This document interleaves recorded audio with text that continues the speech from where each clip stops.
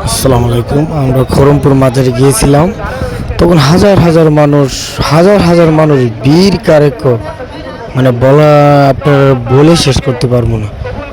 তো খরমপুর গেছিলাম, যাইতে চাইছি না, আমি আবার প্রতি বৃহস্পতিবারে খরমপুর যাই, তো মাজার জিয়ারত করি, ওই উদ্দেশ্যে যাই।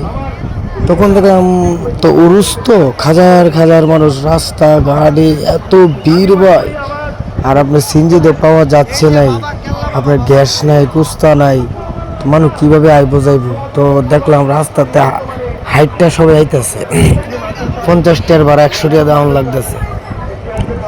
তো মাজারের প্রকৃতিটা দেখেন অনেক সুন্দর, আর দেখেন হাজার হাজার মানুষ, এই দেখেন লক্ষ লক্ষ মানুষ কীভাবে বসে আছে, যে কেল্লা বাবার কত পাগল, কত ভক্ত।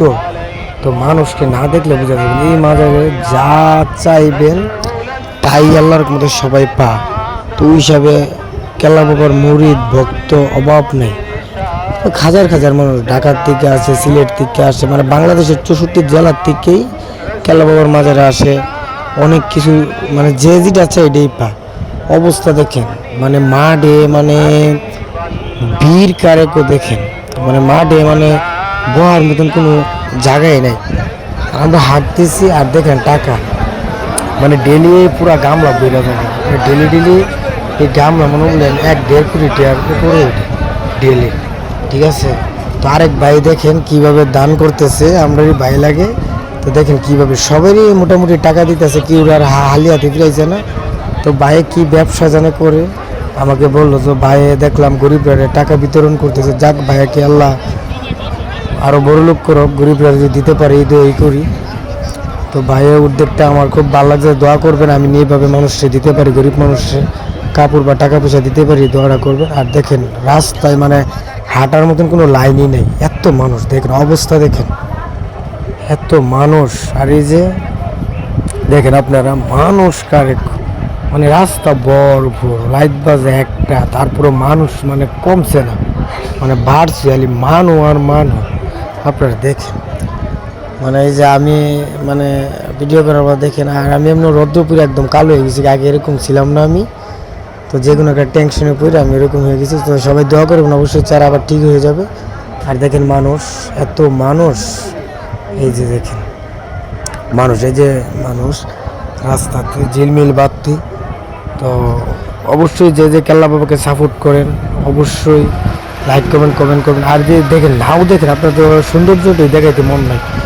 এই দেখেন কেল্লা বাবার মাজারের এখানে নাও, মানে মানুষ, এই যে নাও ছাড়া তো মানে কেল্লা বাবার মাজারে না এলে জমে নাই।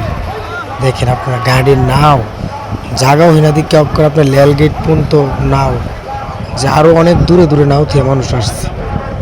তো অবশ্যই কেল্লা বাবার মাজারে নাও ছাড়া আসলে ভালো লাগে না, তো নাও তো মনে নাওয়ে আসাই লাগে। তো অবস্থা দেখেন, মানে এত মানুষ, মাশাআল্লাহ দিলে আল্লাহ পাকের কত উসিলা, যে কেল্লা বাবা কাটা কেল্লা আল্লাহ আল্লাহ জিকির করছে, হাজারো হিন্দু মুসলিম হয়েছে কেল্লা বাবার জন্য, এই আখাউড়া খরমপুর, বুঝছেন। তো অবস্থা দেখেন মানুষ। তো যে যে নিয়তে আজকে আমি একটা নিয়ত করছি, দেখা যাক আল্লাহ পাক আমার নিয়তটা পূরণ করে।